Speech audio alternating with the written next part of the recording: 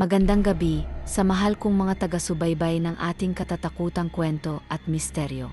Magsama-sama tayo sa isa na namang gabi ng kababalaghan at kilabot. Handa na ba kayo sa pagpatuloy sa ating kwentong katatakutan? Dahan-dahang iminulat ni Lucas ang mga mata. Maliwanag na ang langit, ngunit tila malamlam pa rin ang liwanag ng araw. Nasa ilalim siya ng punong balite, nakahiga sa mga tuyong dahon. Sam, nasa tabi niya, mahigpit ang hawak sa kamay ni Lucas. Kuya, gising ka na. Lucas, mahina, nakatingin sa paligid. Nasaan tayo? At sino ka? Sam, napaatras, nanginginig ang boses. Kuya, ako ito, si Sam. Yung kapatid mo. Danny, maingat na lumapit, bitbit ang aklat. Lucas, anak, nasa tinago pa rin tayo. Ligtas ka na. Ginamit mo ang aklat, sinara mo ang pinto. Lucas, napakunot noo, hinawakan ang sentido. Pinto? Hindi ko malala. Wala akong matandaan sa ginawa ko kagabi. Naglakad si Danny at Sam sa tabi ng ilog habang natutulog si Lucas. Doon nila muling binuksan ang aklat at sa isang sulat kamay sa dulo ng pahina ay may isinulat. Ang susi ng pagsasara ay magbabayad sa alaala. Kung sino mang magsara ng daan ng laman, ay mawawala ang ugnay sa kanyang pinanggalingan. Sam, tumingin sa ama.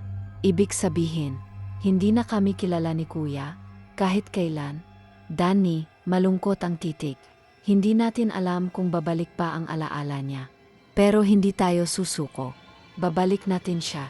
Habang nagpapahinga ang mag-anak sa loob ng isang lumang bahay, isang matandang babae ang lumapit kay Aling Rosa, ang dating nagbenta ng lupa kina Danny.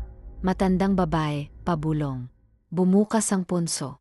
Pero hindi tuluyang lumabas ang laman. May isang nilalang na hindi naibaba. Naiwan sa dilim, pero gising. Aling Rosa, kinilabutan, tumingin sa simboryo ng kapilya. At kung gising na siya, kailangan nating ihanda ang bayan. Sa dulo ng gubat, may isang aninong naglalakad. Basang-basa, duguan, may kahalong putik ang katawan. Isang babaeng matagal nang pinaniniwalaang patay. Babae, mahinang tinig habang tinatanaw ang bahay ni Danny. Danny, mga anak ko, ngunit ang mata niya ay wala ng putik. Puno ito ng itim. Tahimik ang paligid. Tanging huni ng mga kuliglig at kaluskos ng tuyong dahon ang maririnig. Sa ilalim ng punong akasya, may aninong nakatayo, ang babae. Basa ang buhok, putik-putik ang damit, at nangingitim ang mga kuko. Tinitigan niya ang bahay. At sa kanya binikas ang isang pamilyar na pangalan. Babae, mahinang tinig. Lucas. Sa loob, si Lucas ay tahimik pa ring nakahiga. Bagamat gising, wala siyang imik. Tinititigan lamang ang kisame, tila may iniisip, ngunit bakas ang pagkawala sa kanyang mga mata. Sam, nasa paanan ng kama, may dalang kumot. Kuya, kung di mo man ako malala, okay lang. Basta nandito lang ako, palagi. Tahimik si Lucas. Ngunit dahan-dahan niyang iginalaw ang kamay at hinawakan ang dulo ng kumot na dala ni Sam. Isang maliit na senyales, may natitira pa. Kinabukasan, maagang gumising si Danny upang igiban ng tubig sa poso. Habang papalayo sa bahay, bigla siyang napahinto. May babae sa gilid ng gubat. Danny, napalunok, nanginginig ang tinig. Lena. Ang babae ay dahan-dahang lumapit. Lena, mahinang tinig, nangingiti. Danny, ang mga anak natin nasaan? Danny, lumapit, nangingilid ang luha. Hindi. Paano? Paano kang buhay? Lena, nakangiti, ngunit malamig. Hindi ako nawala. Bumalik lang ako. Para sa kanila. Ipinakilala ni Danny si Lena sa mga bata. Tahimik si Lucas. Hindi niya kilala ang babae. Si Sam naman ay natulala. May kakaiba siyang nararamdaman. Sam, mahinang bulong kay Danny. Parang hindi siya si nanay. Dan, mahina rin, habang nakatingin sa asawa. Alam ko, anak. Nararamdaman ko rin. Sa gitna ng gabi, lumabas si Lena ng bahay. Tahimik ang kanyang mga hakbang. Naglakad siya patungong gubat. Doon, sa pinakagitna ng kadiliman, may isang hukay na malalim. Sa gilid nito, may lumang upuan, buto na lang ang natira sa nakaupo. Lena lumuhod sa tabi ng hukay, mahinang bulong. Gising na sila. nasa paligid na. Ako ang tagapagdala. Ako ang ina ng dilim. Maga pa lang ay nagluluto na si Lena sa kusina. Tahimik lang siya. Kumukulo ang sabaw sa palayok, may humahalimuyak na amoy na hindi karaniwan, parang maalat na lupa at halamang ligaw. Dumating si Sam mula sa labas, may bitbit na mga damot sanga. Sam, tinitigan ang palayok. Anong niluluto mo, Nay? Lena, ngumiti, ngunit hindi tumingin kay Sam. Pampalakas.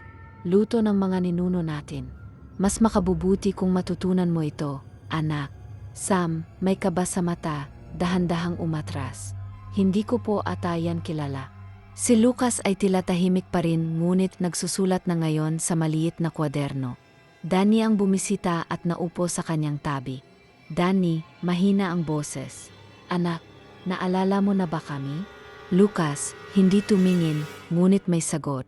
Wala pa, pero nananaginip ako. Madilim, may babae. Nakatayo siya sa tabi ng ilog. May hawak siyang itim na sanggol. Napahawak si Danny sa kanyang dibdib. Danny, bulong sa sarili. Ang ilog, hindi mo pa alam yon ni hindi pa natin pinupuntahan. Sa simbahan ng Tinago, may isang matandang lalaking dumating, nakasuot ng kupas na abito. Siya ay si Padre Eusebio, isang dating pari na matagal nang nawalang parang bula. Padre Eusebio, kinausap si Aling Rosa sa kumpisalan. Ang ina ng dilim ay bumalik. Hindi siya tao. Hindi rin siya basta nilalang. Aling Rosa, nanginginig. Pero asawa siya ni Danny, ina ng mga bata. Padre Eusebio, matigas ang tingin. Hindi na siya si Lena. Iba na ang sumakop sa katawan niya. Isa siya sa mga tagabantay ng hukay. Ang nilalang na iniiwan ng mga aswang upang alagaan ang mga lihim ng lahi. Sa gitna ng gabi, pinuntahan ni Lena ang lumang hukay muli. Ngunit ngayon, may kasama na siyang dalawang figura, mapuputla, mahahaba ang kuko, at may balat na parang pinunit na tela. Lena, nakaturo sa isang direksyon ang bahay nila. Handa na sila. Ang dugo ay magbubukas muli sa ating landas. Isa sa mga nilalang, paos na tinig. Ang panganay, siya ang susi. Umulan ng ambon. Mabigat ang langit. Tahimik sa buong bahay. Habang nag-almusal, tahimik si Lena at si Lucas. Si Sam, nakatitig lang sa ina nila, halatang hindi mapakali. Danny, nilapitan si Sam sa gilid. Anak, may kailangan tayong puntahan mamaya. May matanda sa simbahan. Gusto niyang kausapin tayo. Huwag mong banggitin kay nanay mo, ha? Sam, mahina. Opo. Pero papa, naglalakad si nanay sa dilim gabi-gabi. Nakikita ko siya mula sa bintana. Si Padre Eusebio, ang matandang pari, ay naghihintay kay Danny at Sam. Si Padre Eusebio, agad na nagsalita. Hindi ako dapat nagsasalita pa ng ganito. Pero kapag anak mo na ang pinipili ng kadiliman, wala nang batas ng simbahan. Kailangan mong malaman ang totoo. Danny, nanginginig ang kamay. Ano po ba to? Bakit sila nagsasabi na si Lena, hindi na siya? Padre Eusebio, ang angkan mo, Danny, isa sila sa mga tagapasan ng lahi. Noong sinaunang panahon, may mga pamilya sa Tinago na inatasang bantayan ang hukay ng mga nilalang, ang pinagmulan ng lahi ng mga aswang. Kabilang karoon, flashback, mabilis na eksena, mga sinaunang tao na may mga sulat sa katawan, nakapalibot sa isang apoy. May isang babae, ang unang ina ng dilim, nag-alay ng dugo sa punong guho. Sa bawat paglipas ng henerasyon, pinipili ng dilim ang ina. Hindi siya ipinapanganak. Sinasaniban. Balik sa kumpisalan. Padre Eusebio, nakatitig kay Danny. Pinili na si Lena. At ang panganay mong si Lucas. Siya ang susunod. Hindi para saniban, kundi para yalay. Danny, napaatras, halos bumagsak. Hindi, anak ko siya. Padre Eusebio, anak mo siya.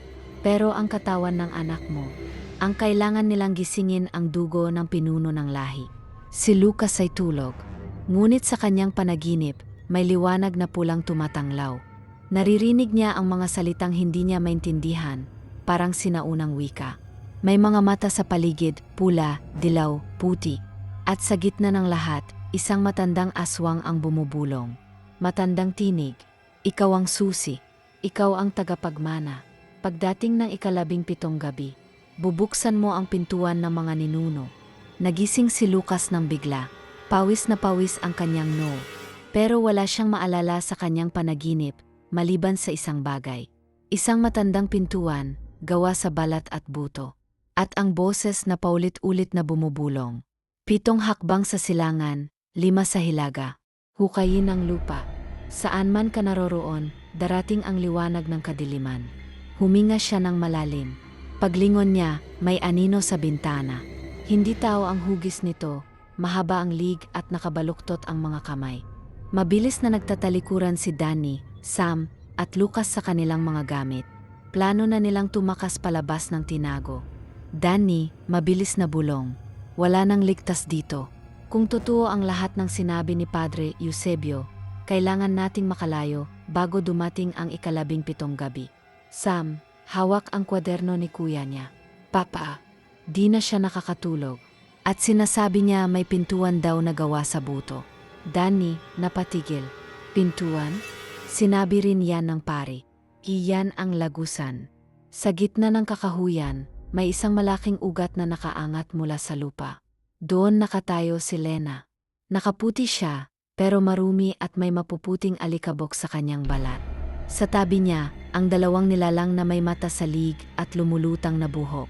Lena, nagsasalita sa wika ng lumang dugo. Nagsisimula na ang paglipat. Ang espiritu ng ating ninuno ay gumigising sa kanya. Sa 17 gabi mula ngayon, bubuksan niya ang pintuan. Muling bumalik si Danny, ngayon ay mag-isa, at sinubukang hanapin si Padre Eusebio. Pero wala siya roon.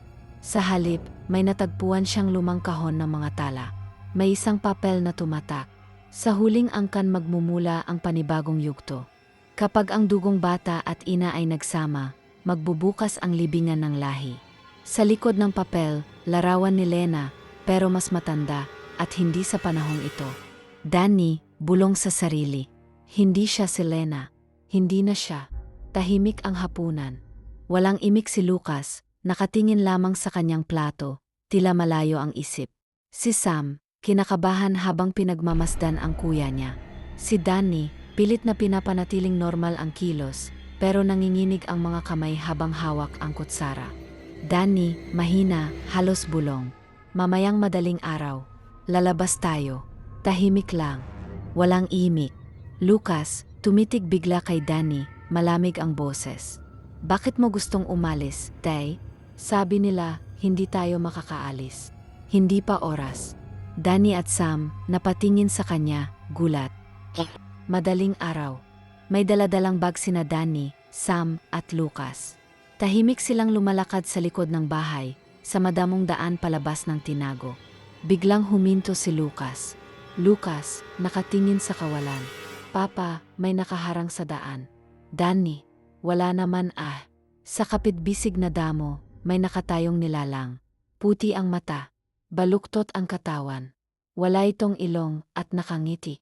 Hindi ito gumagalaw, pero damang-dama ang panlalamig ng paligid. Nagmadali silang bumalik.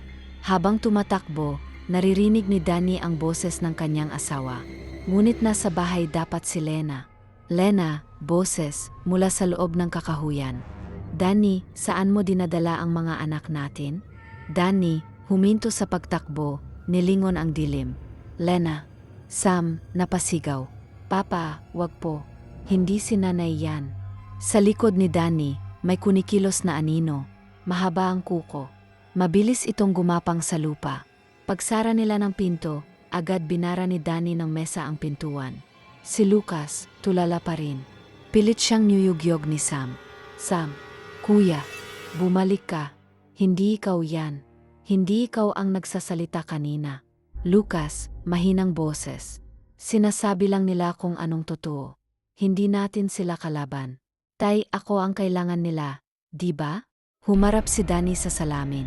Hawak ang kwaderno ni Padre Eusebio, bukas sa pahinang may lumang guhit ng isang pintuan ng mga ninuno. Mula sa salamin, may isang itim na anino sa likod niya. Dahan-dahang sumisilip sa kanyang balikat, ngunit sa paglingon niya, wala. Sa huling pahina ng tala, may isang linya lang. Kapag sumapit ang gabing walang buwan, bubukas ang lagusan. At ang hindi nakapili, kakainin ng kadiliman. Magaan ang sikat ng araw, ngunit hindi ito sapat para tabunan ang kabigatan ng damdamin sa bahay. Tahimik. Walang salita. Si Danny ay nakaupo sa harap ng mesa, hawak ang isang lumang rosaryo. Si Sam ay nakasilip sa bintana, naghahanap sa kapatid. Mahina ang tinig. Papa, wala si kuya sa kwarto. Danny, napatayo, nanginginig ang boses. Ano? Magulo ang kama ni Lucas at bukas ang bintana. Sa sahig, may mga markang tila paa ng hayop, basa pa ng putik. May isang lumang papel na naiwan sa unan. Guhit ito ni Lucas, larawan ng pintuan ng mga ninuno at isang batang lalaki na may mga mata na pawang itim. Sa likod ng papel, may sulat kamay. Hindi ako nawawala. Hinahanap ko kung sino ako. Sa ilalim ng lupa, makikita natin ang totoo. Sa paghahanap, napansin ni Danny ang lumang takip ng sahig sa may kusina. Matagal na itong di binubuksan. Sa tulong ni Sam, binaklas nila ito. Amoy putik, amag, at bulok na kahoy ang sumalubong. May mga hagdang pababa, at sa pinakailalim, may umilaw na luntiang liwanag. Sam, nanginginig. Papa, baka di na natin dapat buksan to. Danny, mahina pero matatag. Wala na tayong oras. Nandito ang mga sagot. Madilim at makitid ang espasyo. Sa bandang dulo, may hawla. At sa loob ng hawla, may isang nilalang, hindi na siya ganap na tao, ngunit hindi rin halimaw. Payat, nanlilimahid, may balat na parang tuyong lupa. Ngunit may mata itong puno ng luha at alaala. Misteryosong nilalang. Danny, anak ka ng salinlahi. Alam mo bang pinanganak ka sa hating gabi ng walang buwan? Flashback. Larawan ng isang babaeng naglalakad sa gitna ng dilim habang naglalabor. Si Lena yon. Duguan ang paligid. May mga aninong nagbabantay. Itinayo ang bata sa harap ng pintuan ng mga ninuno. May binulong ang isa sa mga anino. Kung ang kanyang dugo'y magising, babalik ang ina ng dilim. At magsisimula ang bagong panahon ng kadiliman. Danny, gulat na gulat. Ina ng dilim. Si Lena. Misteryosong nilalang. Pero hindi na siya si Lena. At si Lucas siyang susi. Tahimik na gabi. Walang ihip ng hangin. Wala ang buwan. Si Danny ay muling nagbalik mula sa ilalim ng bahay. Namumutla siya. Hawak pa rin ang kwaderno ni Padre Eusebio. Sa salas, natutulog si Sam sa isang banig, pagod sa iyak. Habang si Danny ay nakaupo sa may altar sa gilid, tinatanaw ang larawan ni Lena. Danny, mahina, halos pabulong. Lena, kung naririnig mo pa ako, patawad. Patawad kung hindi kita napigilan. Patawad kung hindi ko naalagaan ang mga anak natin sa takot ko. Sa di kalayuan, may mga matang nagmamasid mula sa kakahuyan. At sa pagitan ng mga punong matataas at damuhang malalago, may isang figura ng babae, nakaputing bestida, duguan ang laylayan. Lumapit sa kanya ang batang si Lucas, tahimik, tulala. Lucas, walang emosyon. Nakita ko na sila, inay. Nakausap ko na ang matandang nakakulong. Lena at ina ng dilim. Mabuti. Ngayon, anak, kailangan mong piliin. Isang gabi, nakita ni Danny na gising si Lena, nakatitig sa labas ng bintana habang tulog sina Lucas at Sam. May hawak siyang lumang medalya at fragmento ng sinaunang bato. Lena, Danny, kapag dumating ang oras, gusto ko lang maalala mo na ginawa ko ito para sa mga anak natin. Danny, gulat. Anong ibig mong sabihin? Ngunit hindi na sumagot si Lena. Sa sumunod na araw, nawala siya. Muling bumukas ang pintuan sa ilalim ng bahay. Si Danny, dala ang lampara, bumalik sa hawla ng matanda. Ngunit wala na ito. Walang bakas ng pagwasak, walang putol sa rehas. Parang naglaho lang. May naiwan lang sa lupa, isang dahon na may nakasulat na lumang wika. Pero sa dulo, may mga salitang Tagalog. Pag pinili mo ang anak mo, mawawala ang liwanag. Pag pinili mo ang bayan, mawawala siya sa iyo magpakailanman. Si Lucas ay unti-unti nang nakalulubog sa kakaibang ritual. Pinaliligiran siya ng mga nilalang na walang mata, mga nilimot na anyo ng sinaunang aswang. Nasa gitna si Lena, hawak ang itim na bato sa dibdib. Ina ng dilim, Lena, anak, wala na tayong babalikan. Ang dugo mo ay hindi para sa mundo ng tao. Ikaw ang pagbubukas. Ikaw ang wakas at panibagong simula. Lucas, pumikit na lang, habang lumuluhang walang tunog. Ipagpatuloy. Please like, share and subscribe on my YouTube channel. Salamat sa pakikinig at panunood sa mga kwentong katatakutan at misteryo. Hanggang sa muli.